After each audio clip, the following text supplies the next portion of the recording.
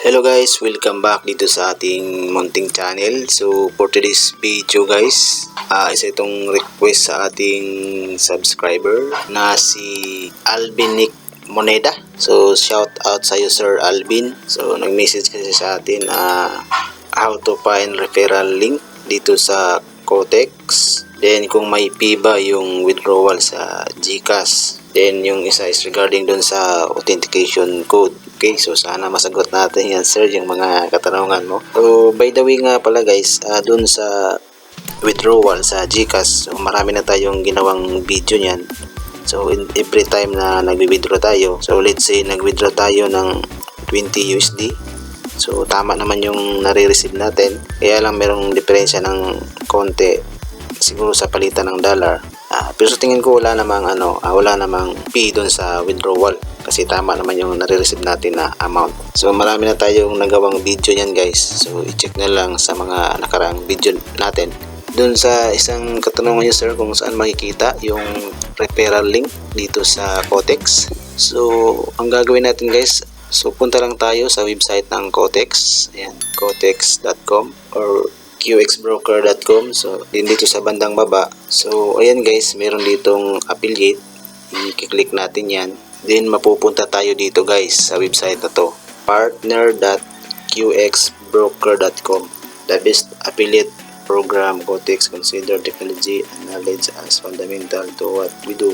So ayan guys, so ito na yung site kung gusto nating kumita sa pamamagitan ng pag-share ng link dito sa Kotex. Then ito guys, kung gusto natin mag-sign up, i-click lang natin itong join us now. So ayan guys, Kotex Affiliate Center. Then mag-sign up lang kayo, enter nyo yung email, password, tapos click nyo itong agree. So ako guys, may account na ako rito, pero gagawa lang tayo ng bago para makita nyo. So agree, tapos sign up.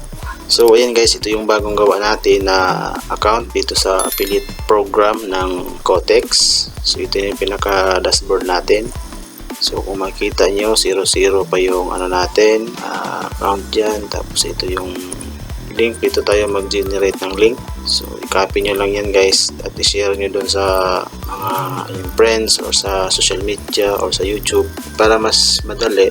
Pwede rin dito, ito sa taas, sign up as, i-click nyo, i-copy nyo yan, click nyo itong copy, tapos i-share nyo kung saan nyo gusto i-share. Tapos guys dito nyo makikita kung ilan ang nag-register, ilan ang nag-deposit.